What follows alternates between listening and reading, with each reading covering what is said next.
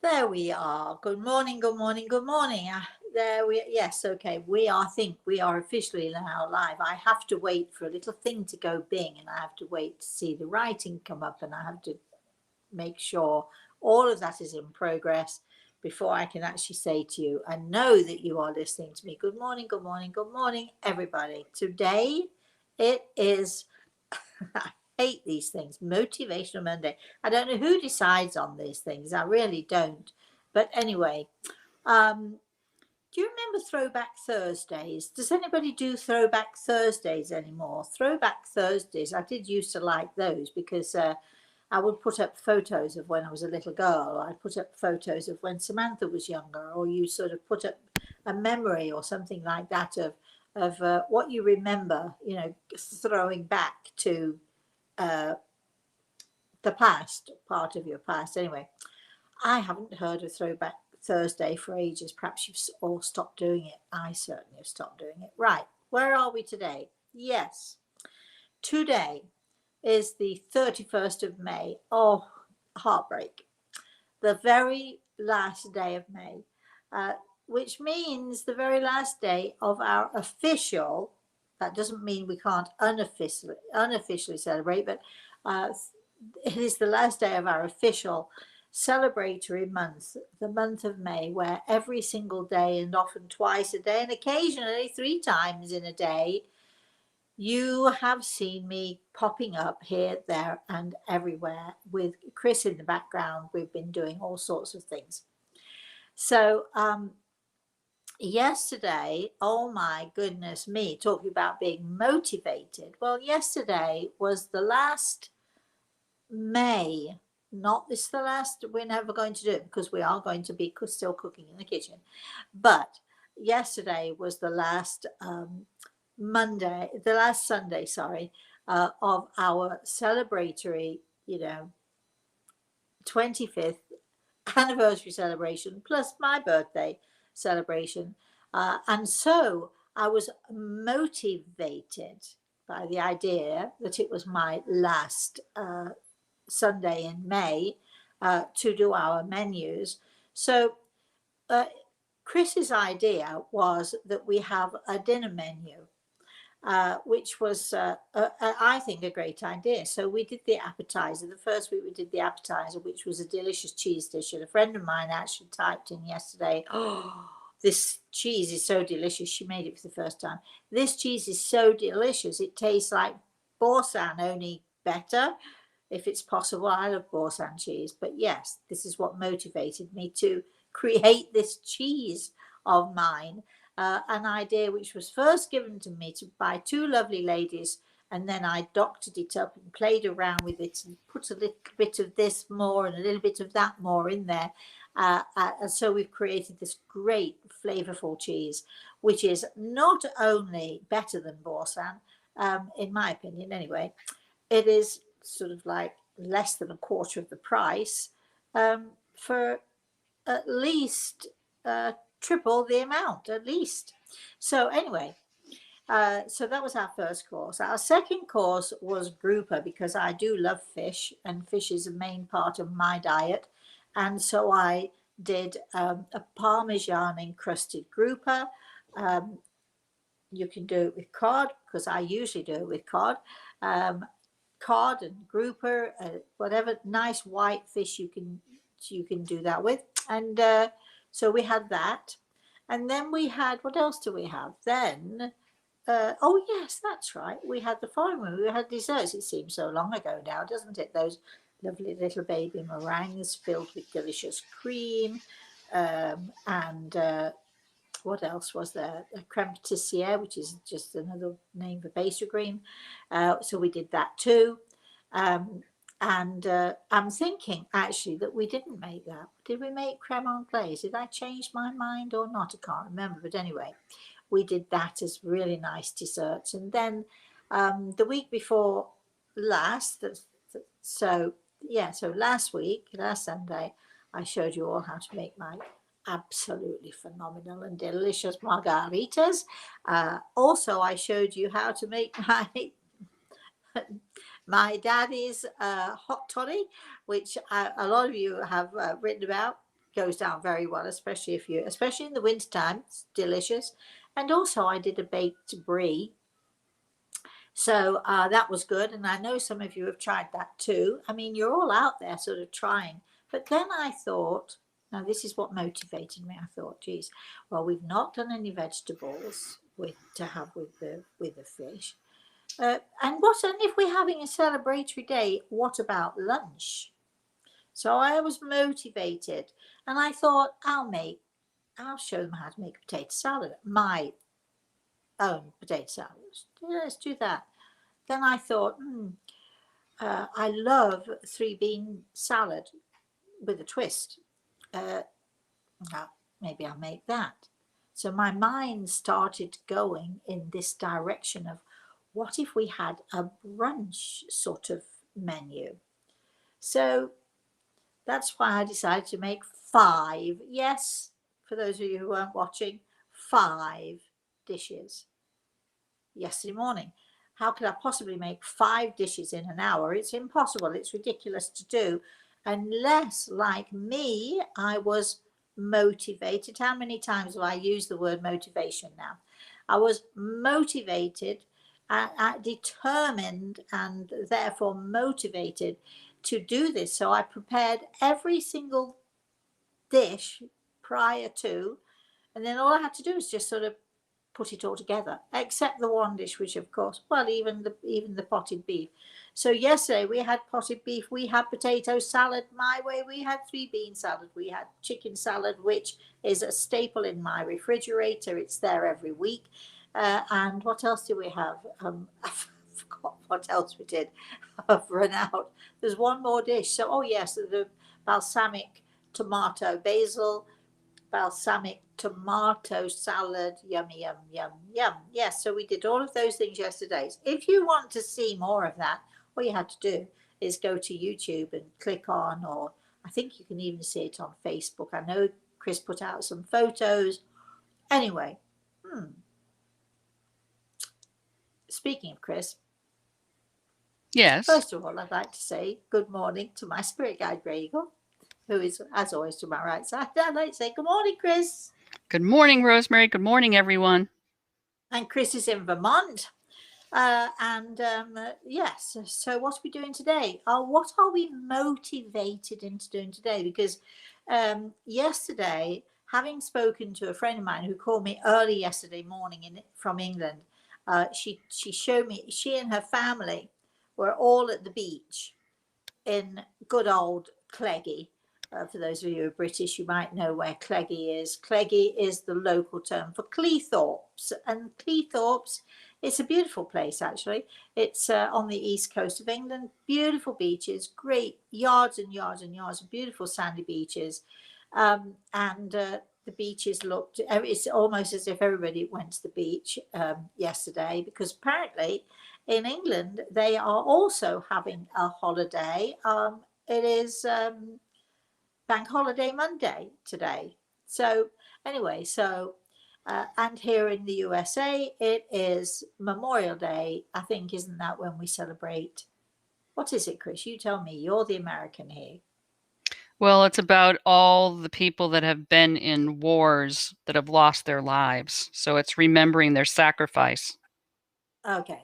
So I thought, wouldn't it be a good topic to talk about heroes? And because, you know, we have people from all over the world who don't actually have a Memorial Day.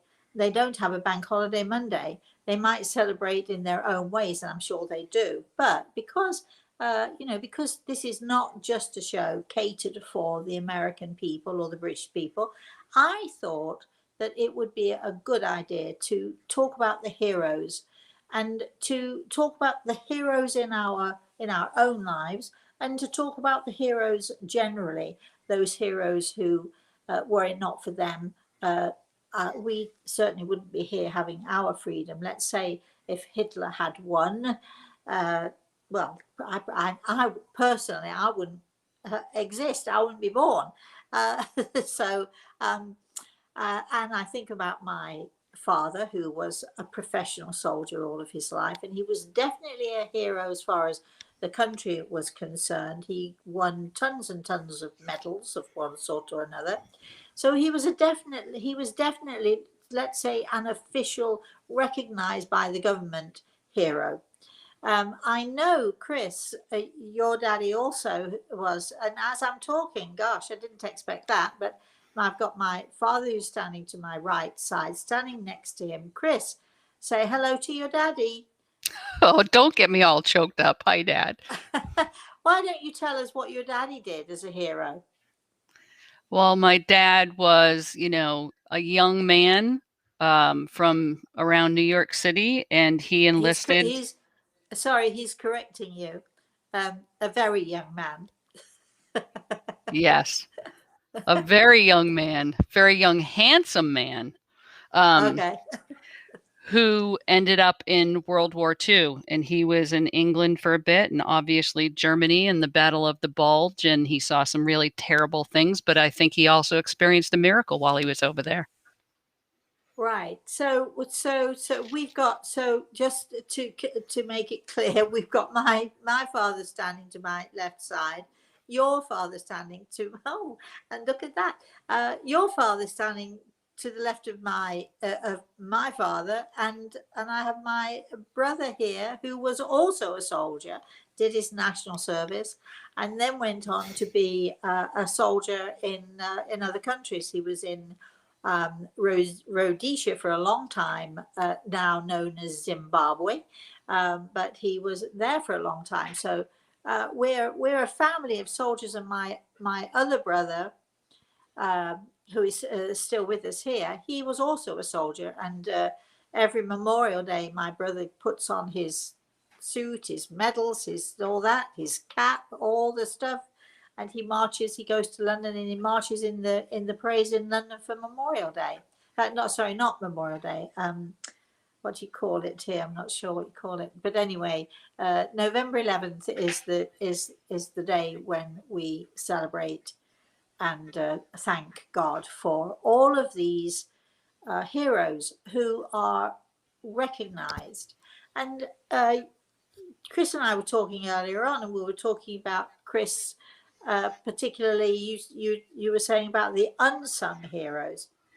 Now we know that we've experienced it, haven't we, very recently with COVID, because COVID is the most recent of the, let's say, the tragedies that are going on all over the world, affecting everybody all over the world. And so we know that the doctors and the nurses are those absolute heroes, those who worked and many who lost their lives, helping other people. COVID brought out the heroes with our medical profession, absolutely. But there are so many other heroes. The mother battling to survive with her children, trying to feed them, working 2 jobs, or the man I know somebody who works 3 jobs in order to make sure that his wife and his 3 kids are fed, and they have enough for some sort of a college fund. It may not be as much as he wants, but he works 3 jobs. Do you think his kids see him as a hero? Because if they don't, they should. There are so many different kinds of heroes, and perhaps as you're sitting listening to this, I know if I really look back, not that I would ever consider myself a hero, but I have done over the years many small heroic deeds, meaning that you dive into a situation that might potentially be dangerous or might potentially, be harmful, but you dive in because you have to, because you don't have a choice, or you feel that you don't have a choice. But that there are so many people who are heroes every single day. So we thought, we'd have a conversation with you all. What is it that motivates heroes? We know that if you join the army, you're motivated by whatever it might be. You're motivated because you want to serve your king and country. You're motivated because see, there's the British in me there, the king and country thing. You're motivated because you feel it's important that freedom is important, and you get all of these freedom fighters working tirelessly all over the world. You might be motivated as a doctor to go to what is it, Borders Without something? What is that one, I think Chris? Doctors Without Borders. Doctors Without Borders. I mean, my goodness, talk about unsung heroes. Um, but there's small things, small deeds also that that when we have to strive for something, what motivates us? We can talk about fear that motivates us. We can talk about, sort of patriotic duty. We can talk about, doctors who have training so they feel that they have no choice because this is what they trained for. But what is it that motivates the heroes that perhaps all of you know in your lives, who do those small and often unrecognized things? What motivates us? I know that fear motivates us. I know that duty motivates us. I know that, a mother or a father will do anything to protect their child. So what is that? That our protective nature motivates us. What are the other things? Chris, I'm handing over to you. Do you know of anything else that might motivate us? And let's have some questions and comments, shall we? Yeah. I think I was like in the 4th or 5th grade and, they gave you the little readers. My reader was about Frederick Douglass, who was a slave in the South in the US. And then there was all talk about, how he learned how to read. And then he taught the rest of the people who were slaves at the time how to read. But then you go as far as the Underground Railroad. Can you imagine the heroes in the Underground Railroad trying to save the lives of these human beings to get them away from the slavery? I mean, I Yeah. think all of us have a hero inside. And as you're trying to bring out, what is that motivation that helps you bring out the hero inside? I think we're all capable. Well, I think that for me, I'm going to start the ball rolling here, because for me, um, growing up in the environment that I did and seeing firsthand and experiencing firsthand the injustice that was meted out to me personally, knowing what it feels like to be on the receiving end of such injustice. So, injustice is, when I see it in others, it motivates me into action. That action might be to actually, even if it's a stranger in the street, might be to say, hold on, no. Or it might be that I step back and think about it, and then I'll go and approach. Because when I see injustice, it is impossible for me not to do something or to say something. When I do something or when I say something, I always try to approach it in a kind way, in a nice way. Even if I'm angry, I try to think about, the person who's creating the injustice or dealing out the injustice. Maybe they're having a rotten day today. Let's give them the benefit of the doubt. But injustice motivates me into some kind of action. So that's one thing that motivates me. And the second thing that motivates me is, so the first thing is injustice, and the second thing is meanness. And if I see meanness in kids, because you know how awful kids can be with each other, they don't think twice about it.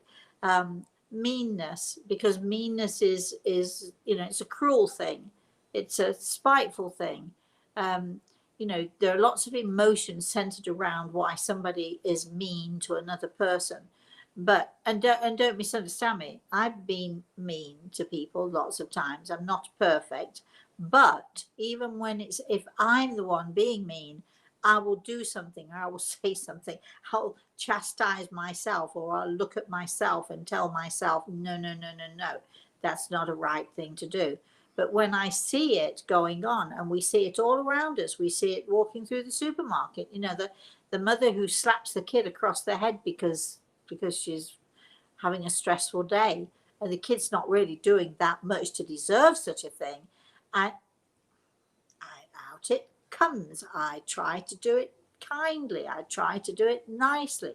But those are the two things that if I see going on, injustice or meanness of any kind, I I am motivated because of my own experiences when I was a kid, because of my own inability when I was a kid to stop these things. As an adult, I know that perhaps if I say something in a kind way or in a good way, I can, or even perhaps in, if it's so bad, not in such a kind or good way, if that's necessary, I know that I cannot stand by while I see these things going on. Now we know that there are things around the world, and we know that there are those people who stand by and they watch it happen, or they turn their eyes away. Well, it's nothing to do with me. Well, what can I do? Well, I can't do anything about it. We see it going on all the time, so we're not interested in what people don't do. We're talking today about what is it that actually will motivate a person into taking some kind of action or some kind of a stand. Chris, what motivates you? Well, I think a lot of what you just said, injustice, I will jump in probably too aggressively on those things, but I will jump in. But I also am a person that when I see a need, basic necessities, because I have a need to help others within me, that's something that motivates. Okay, so why don't we do we have any questions or comments, or anybody? Oh, we have a Do we lot, have any? Rosemary. Wait, Yeah. wait, hold on a minute, hold on. Is there anybody there? I love to say that, right? So all right, let's go to the chat room, shall we? Okay, Jude says, I've noticed that most of the heroes I've met don't think of themselves that way. There tends to be a humility about them often. Oh, I agree so much. Yes, absolutely, Jude. Totally.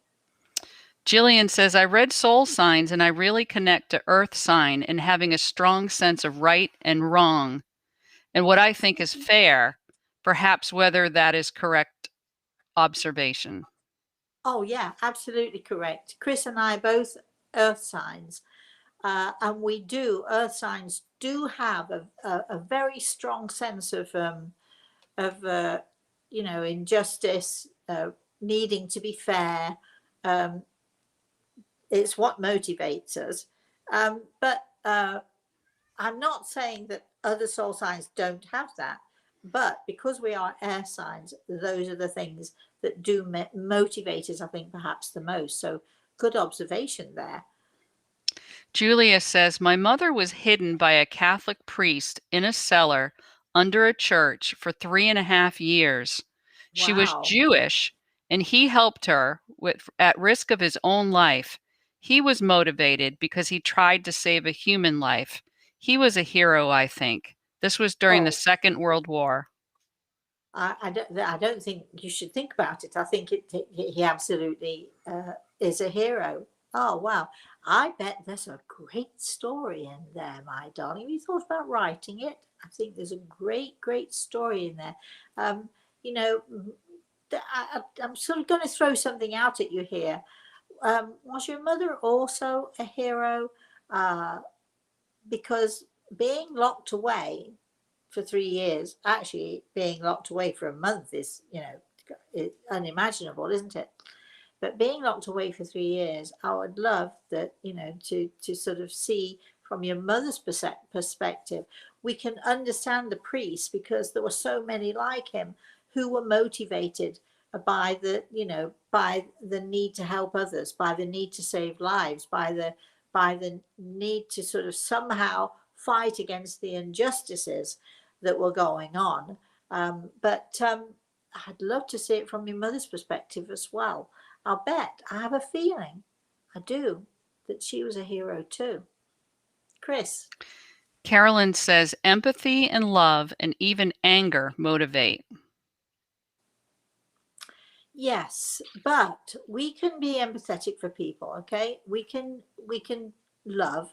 You're absolutely right. I'm not disagreeing with you. But what is it, do you think, that when you look around and because I think we all have heroes. My father was a hero in that he fought. He was a professional soldier and he put his life on the line every day uh, for many, many years.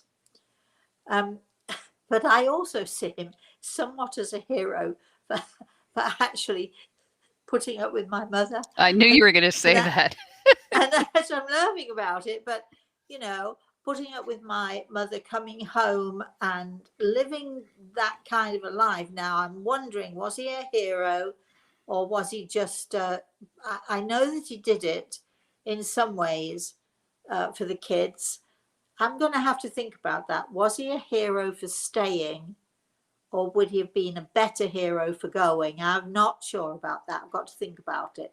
But what is it that actually motivates us to heroism? I think sometimes so many of our heroes, we hear about them all the time, they don't even think.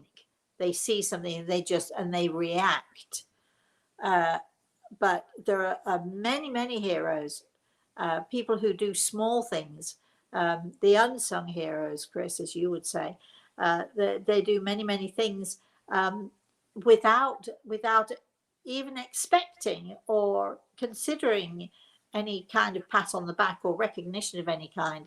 Um, so, you know, I wonder what it is that might make them um, heroes or take heroic steps. So, Rosemary, that reminds me of every Christmas when you would do the wrapping and the gift buying for the families. How many people in every country watch out for just one other family or one other individual or buy them a bag of groceries or, you know, during COVID? I mean, obviously, you talked about earlier the doctors and the nurses and the healthcare workers and the janitorial staff, everybody that was in the hospitals taking care for us, the EMTs, the firefighters. Um, you know, they're heroes too, but Yeah, you know, it could be that volunteer at the hospital who's just going to sit by the bedside of a child and read them a book. That's heroic. yeah, absolutely. It absolutely is. Just for those of you who are wondering what Chris is talking about for Christmas every year, uh, I would motivate my group. I think that's the right word to use, isn't it, Chris? Yes. Um, to go out there and one way or another find or you know, sort of we with our group we used to you know, people would pay a small amount to be part of the group, but every year we would sort of find ways and means, and I would go to the nearest children's home, or I would, you know, call social services, or I'd call the local church or something, and we'd find a family, and the family might consist of the mother, the father, the children, occasionally the grandmother, and so we would find a family, and we would choose a family, and what would happen is I would go and sometimes take somebody from the group with me, and we'd go and talk to the, you know, the people at the home, because we were always trying to find, it's all very well giving, isn't it? You know, you can put $5 in the pot, and there you go, and you've done your bit, and you might feel that that's okay for you to do that. But I always felt that if that giving in it requires just a bit more effort. So I wanted to make sure that we had every year that we had a family who was you know, the mother was working hard or the father was working hard, and they were not just those people looking for a handout, and because there are those people, so I would vet them a little bit and then find out about the families, and we would do this in secret. We would never tell the family. As far as knew, Santa Claus came, and I always like to go up, because I'm a selfish person in so many ways. I would like to go out and do the shopping of. So one year, do you remember, Chris, we had a mother and three little girls, all under the age of 10. And um, we we were told that she was a single mother. She worked 2 jobs. She was trying to get, she was also sort of at night time, she was trying to get an education for herself so she could get a better job and so on.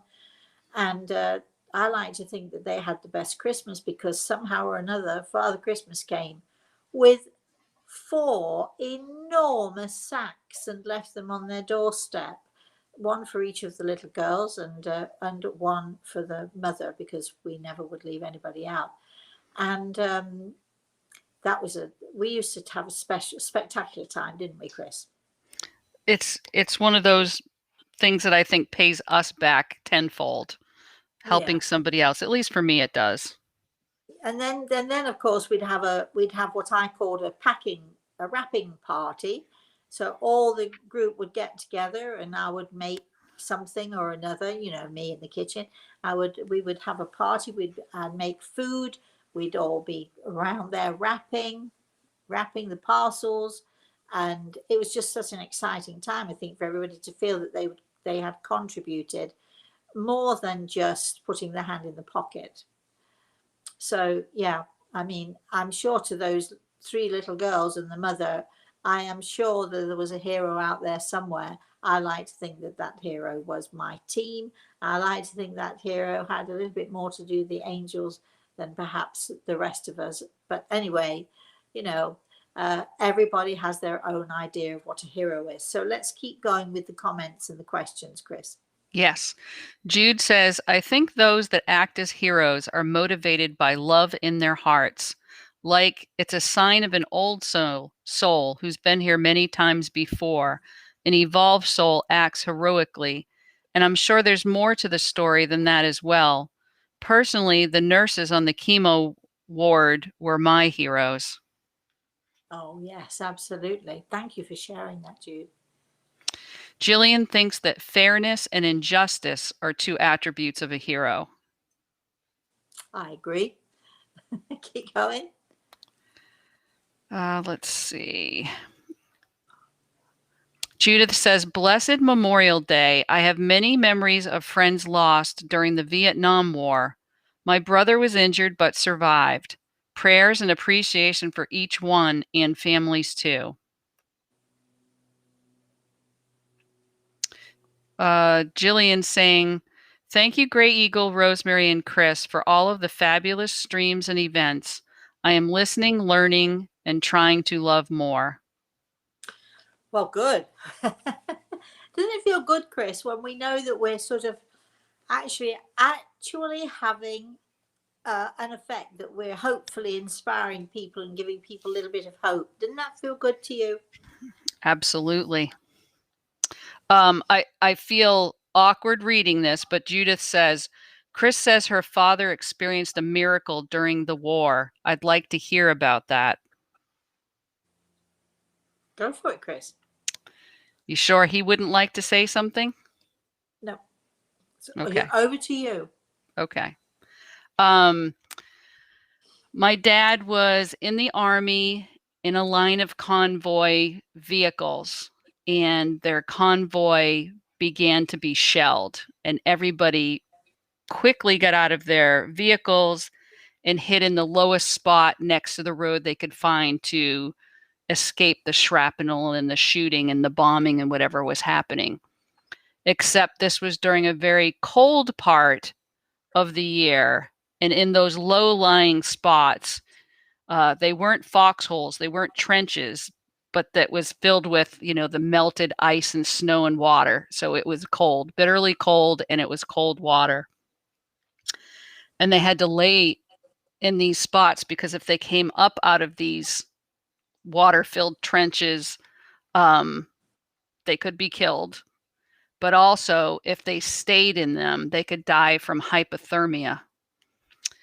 And Dad told us this story that, of course, in their ration packs, their MREs, etc., they would put cigarettes. And I think a lot of soldiers ended up smoking because of that. He lit a cigarette. He had it between his 2 fingers. And he started praying, almost, I assume, in a mantra, pray, please, God, let me see my mother one more time. Please, God, let me see my mother one more time. And he kept saying it over and over and over again. and he could hear the fellows he was with, sort of groaning, freezing cold, trying to decide whether to get out of the freezing water, to die a slow death, or face the bombing and the rifle shots. And he kept saying this over and over and over again, shivering cold. And suddenly he felt a warmth descend upon him. And my remembrance was, for him, it was like the Mother Mary who had her hands on his shoulders. And instead of being freezing and cold and hypothermic, his whole body became warm. And he didn't remember how long he stayed that way. But after some time, commotion started happening around, and he realized people were getting up and they were moving back toward their vehicles. And he looked down to his fingers, and the cigarette that he had lit was all ashes, still in the form of what a cigarette would be. And he was dry and he was warm. And he really feels like that was a miracle. And as you're describing that story, an amazing story, he's saying, when you described a warmth came over him, he's saying a blanket. It was a blanket came over him. So a blanket of warmth and heat came over him, which was in fact from, uh, you know, something beyond, let's say, something that is beyond our humanness. So thanks for telling that story, Chris. I mean, it's a great, great story, and I think that if we lined up 50 soldiers, 1,000 soldiers, 100,000 soldiers, I bet that at least every other one, if not everyone, would have a miracle of a story to tell. Because when you're fighting battles like that, I mean, there are incredible miracles. Let's have some more comments and questions there, Chris. Karen says, when we were kids, my sister and I decided to take a group of orphan kids out for pizza for Christmas and bought them presents too instead of our presents that year. It was the best Christmas ever. Oh, what a little hero you were, you and your sister. Amazing. And yes, and it's those kind of heroic things that are just make us stop and sort of make us feel just sort of warm and fuzzy about our own selves, because we're all capable of doing sort of good things and kind things. And we don't always realize that every day in one way or another we can make a difference in somebody else's life. Chris.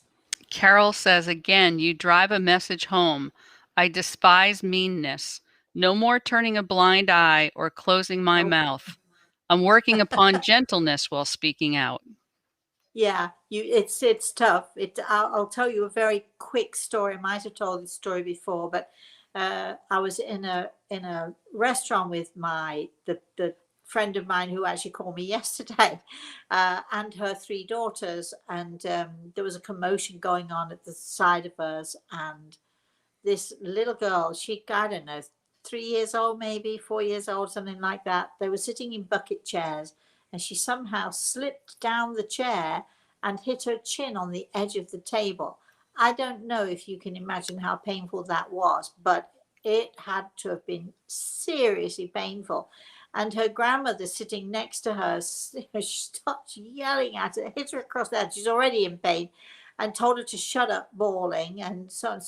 So unsympathetic and so mean, and what injustice there was there. And we're all watching it, and the whole restaurant was literally, nobody spoke for a minute or so, and then everybody started talking. And my friend and her girls, they knew me really well, so they knew there was no way I was going to pass that up.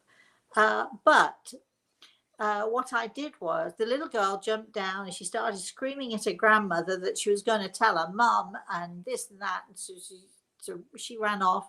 And then eventually the grandmother got up and walked out of the restaurant. And I said to my friend Kay and the girls, just excuse me, I'll be right back. They knew, because they know me. They knew that I was going to say something, and so I, followed the grandmother out of the door, and there was a little porchway, and I said, "Excuse me, do you mind if I say something to you?" And she looked at me, and I said, "I know," and I said it so kindly and gently. I said, "I know you must be having a tough day, and I know it isn't easy bringing up a family, but she's only a little girl, she's just a little girl, and a little bit of gentleness goes a long way, don't you think?" And she was so stunned by the fact that I'd actually said something to her, I think, and she sort of turned, and I turned and walked away and left her to it. And I just wanted to say, gentleness is important to us. Anyway, so we all left the restaurant.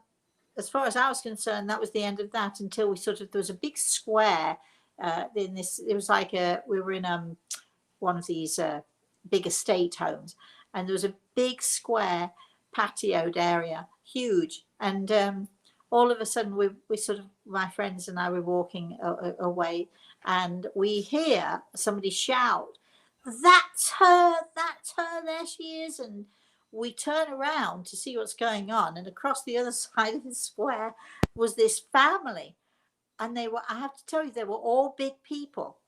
And there's just one woman is shouting, "That's her! That's her!"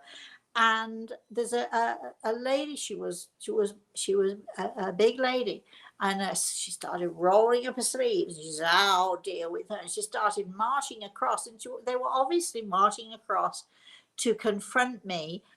So I thought, "Oh well, then." So I started marching. I thought, "Well, let's face this head on."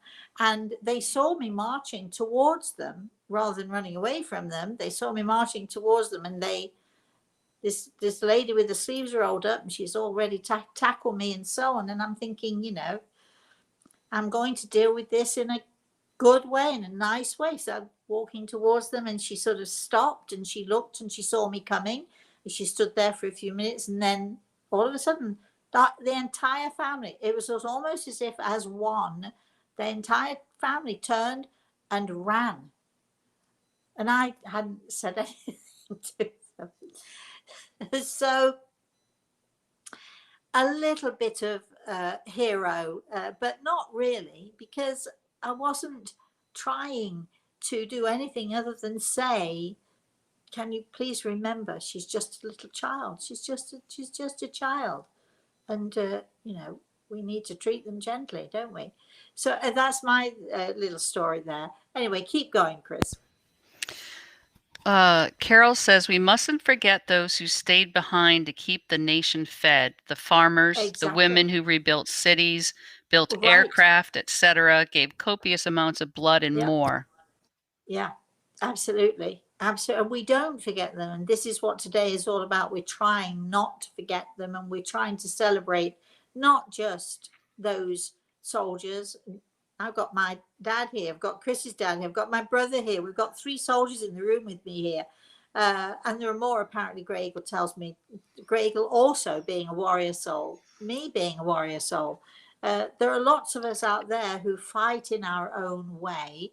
And there are so many heroes that we might not even recognize, but today is a time for recognizing. And what I would love for everybody who's watching this show today, what I would really love is for you to take a good look around in your family, because I know you'll find a hero or two in your family. I know you will. Maybe that hero will be you. I'd like to take a look around the neighborhood, in your schools, in your churches, whoever. I believe that we are surrounded by our heroes. I was out to dinner a while ago with friends of mine, and this guy's very quiet and very gentle person. But he said something to me on the night of that dinner. He said something to me which showed me that he had been really thinking about me in a particular situation. And he said it in a very sort of kind way, just letting me know I was thinking about your son and so forth, and he let it pass. And there was not an opportunity to speak to him about it after that until I saw him 2 weeks later, and I, as we all climbing out of the car, we're going to somebody's house for a little celebration, and we're climbing out of the car, and I said to him, "Could you mind if I just speak to you for a second?" And he said, "Sure." And I said, "I just want to say thank you to you uh, for what you said to me the other night." I said, "Didn't have a chance that night to say something, but it means a great deal to me that you said what you did, and I really just want to say thank you." And he was not expecting it at all.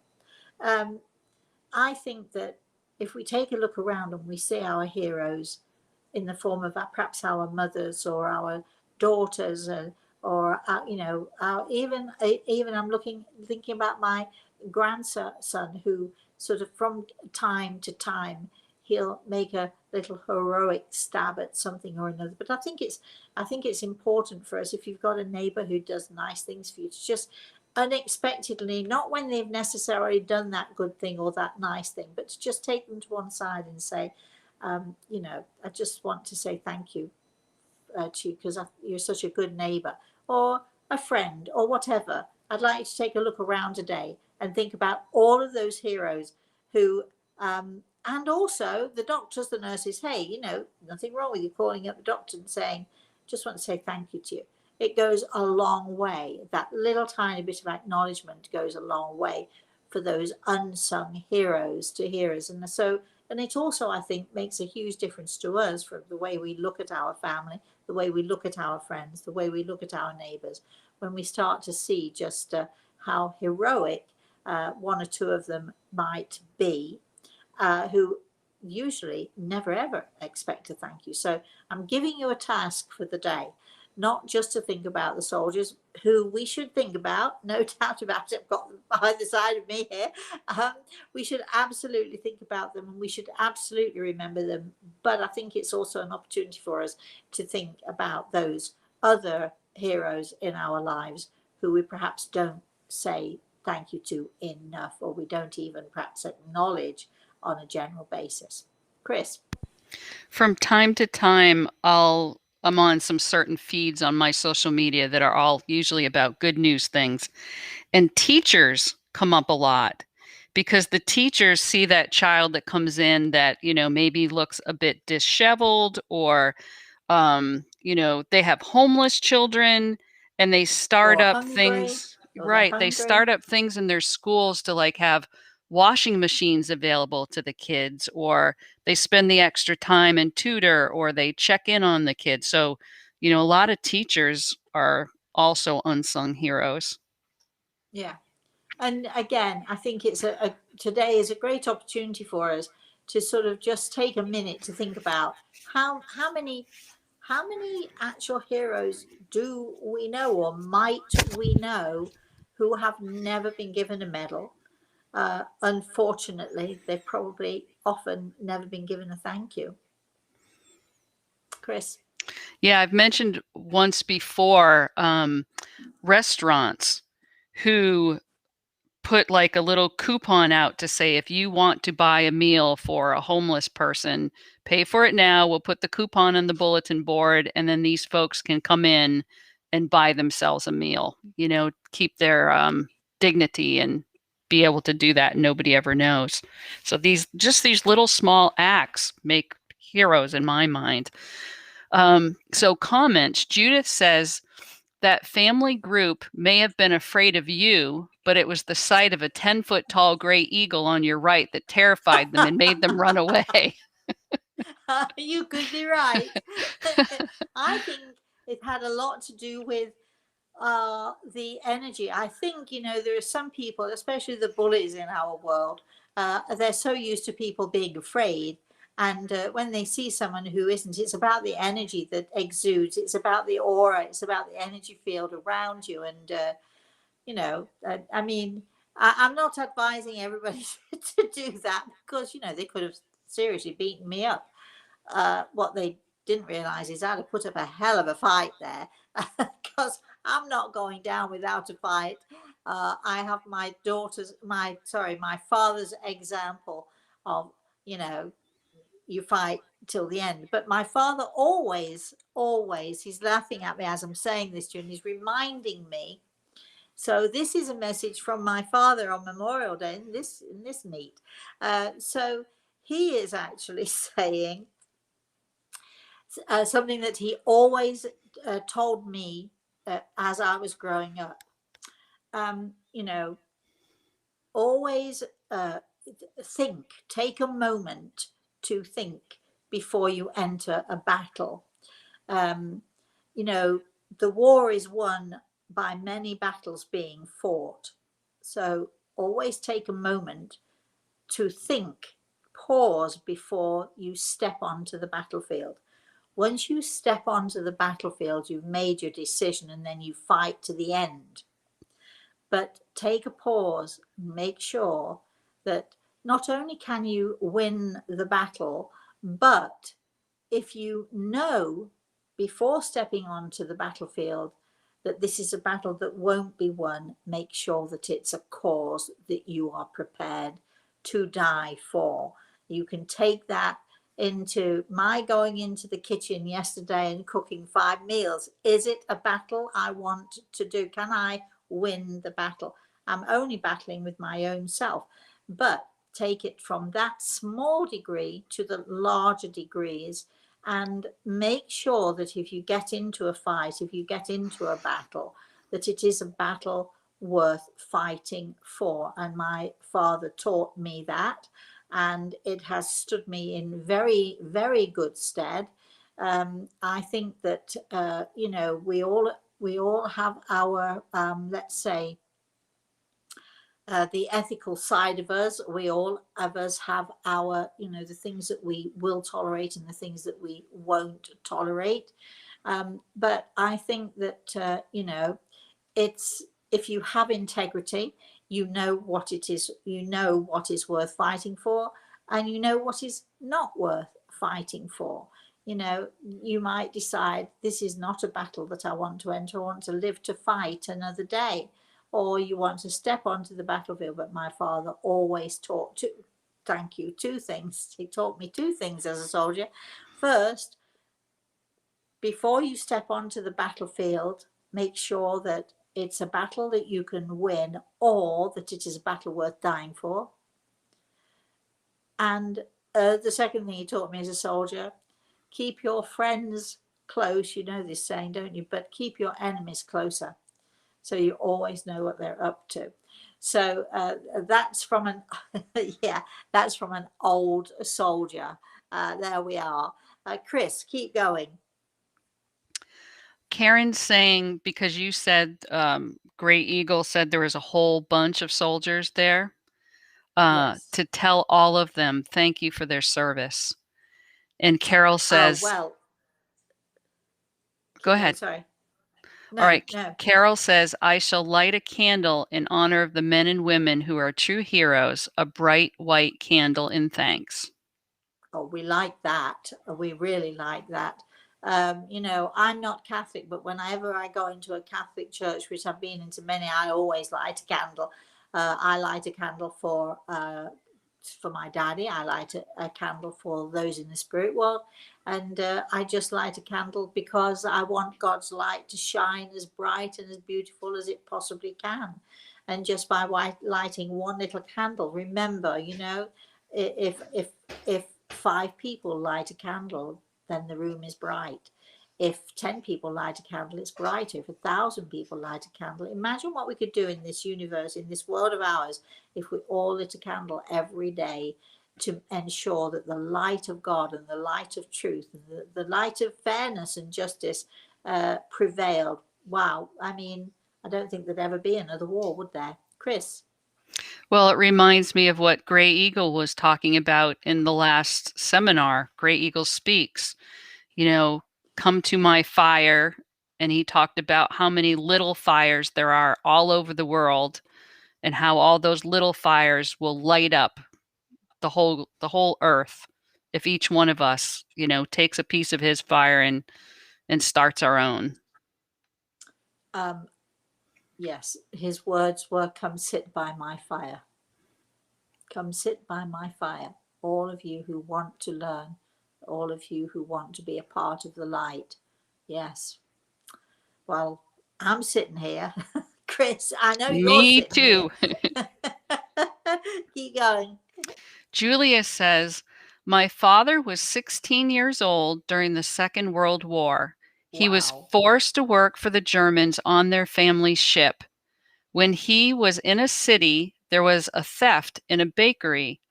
As a reaction, some German soldiers took random people from the street in a razzia.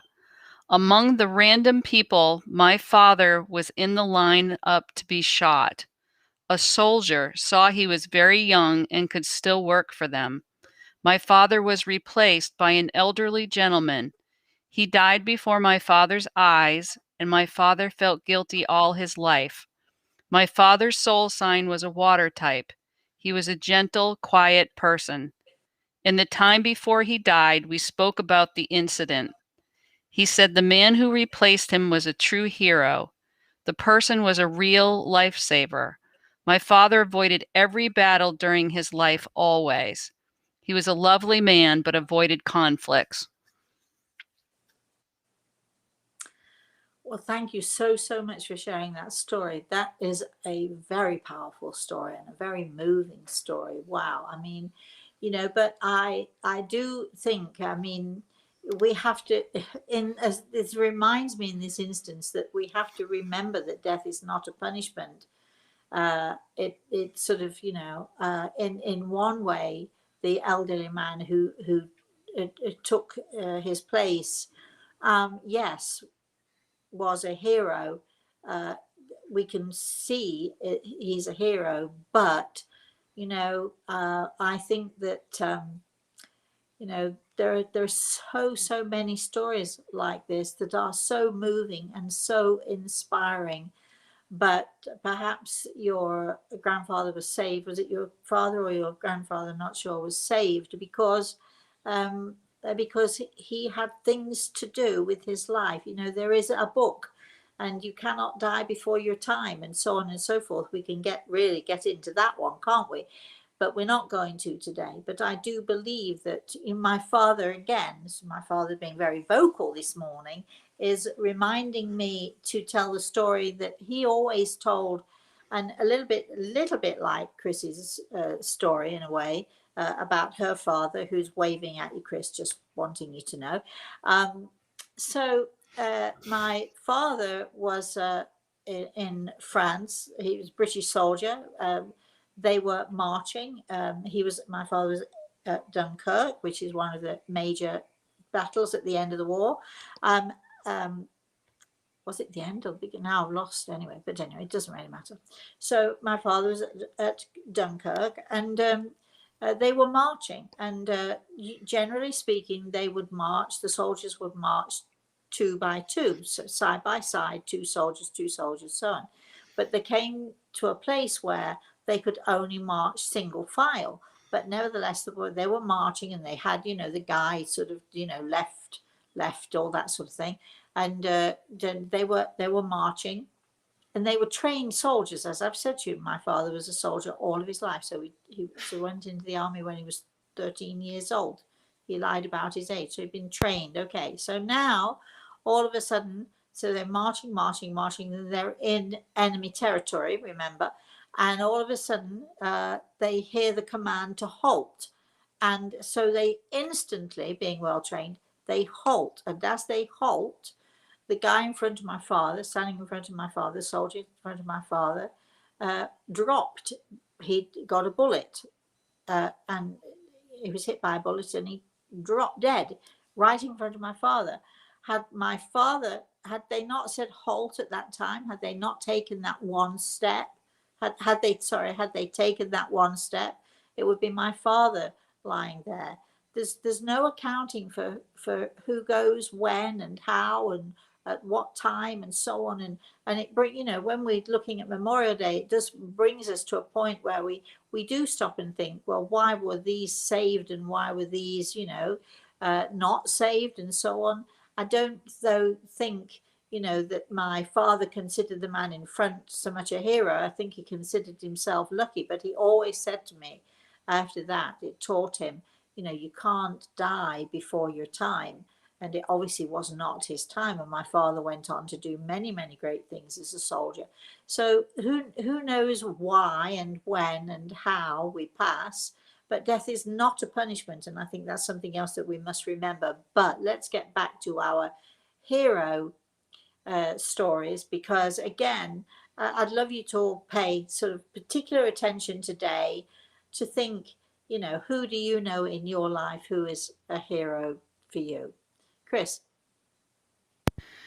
Carol says so many German soldiers did as they were told because death would have been delivered unto them and all of their relatives.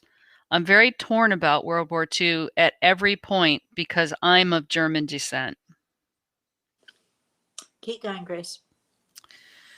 Joe wants to know the answer to this question. I'm reading a book, Joe. And it says that spirits on the other side stay at age 30. What is your view on this? Oh, no, I don't agree. But if that's what you think and that's what you believe, you have reasons for your beliefs, and I have reasons for my beliefs. And I often, when I'm talking to people in the spirit world, I see people of all ages, all sizes, all shapes, all ages, all types. So no, I don't agree with that.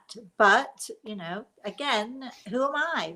If this is what you believe, if this is what you've come to understand, well, then, you have your reasons, and who am I to argue with them? Chris. Rosemary, that's all the comments that we have in the chat room, but did Grey Eagle want to say anything about heroes or being a warrior? No, he's just standing there as a warrior, as he always does, presiding over this morning's motivational Monday, and I'm sort of listening to what he has to say.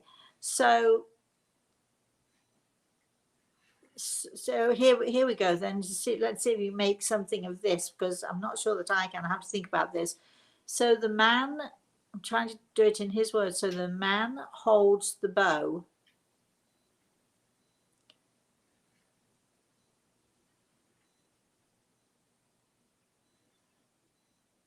And fires the arrow.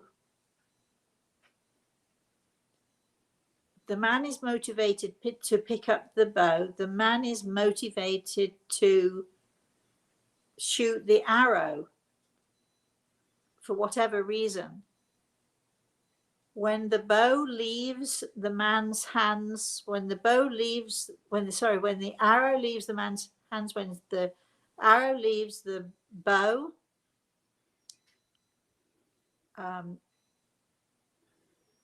the universe takes over. God takes over. So whatever our, let me see if I can get this right, whatever our motivation, the decisions that result from our actions are not ours to make. How about that? So let me do this again. This is what he's saying.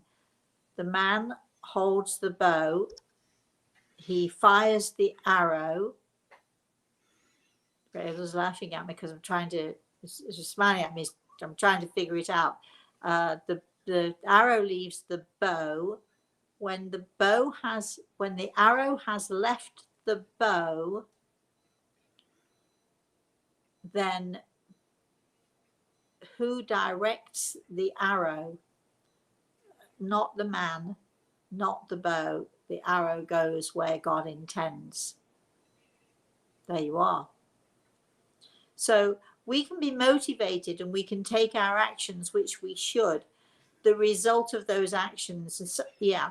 So sometimes we don't see the result of our actions at all. In other words, sometimes we don't even see where the bow lands, where the arrow lands.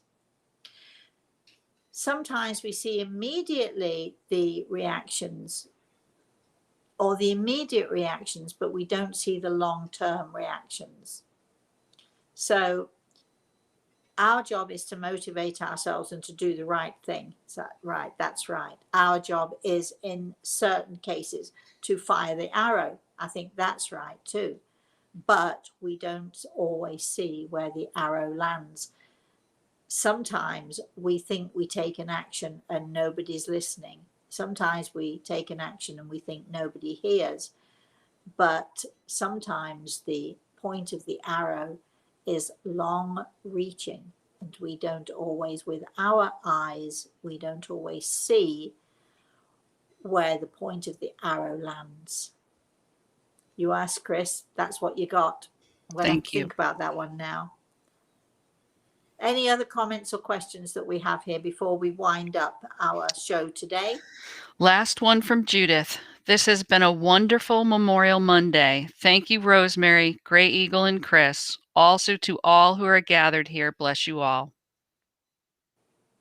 Great. Well, that's it then. So because it's our last day, we are going to attempt to do at least one off the cuff. We might manage two, who knows? But we're going to be doing at least one off the cuff later on today. I know that, Chris, you're going out and about, you're partying a little bit. So maybe when you come back from your partying, I might be partying as well. You never know. I've got a whole load of potato salad which got to go somewhere. So, I'm taking my potato salad and not all of my bean salad, not all of my potato salad, if it comes to that, my tomato salad. I'm going off to sort of party just for a little bit somewhere. And anyway, so watch for us. We're not done with you yet. May the 31st is not ended yet, not even for those of you who are, oh, well, maybe in Australia it has. I don't know. I'm not sure. But anyway, we're going to continue with our Monday, our May celebration, right to the bitter end. Right, Chris? Absolutely. And then don't think we've finished with you, because we've not, because we have things planned for June. Also, we'll let you know about that. Don't forget to, if you want to know more about our,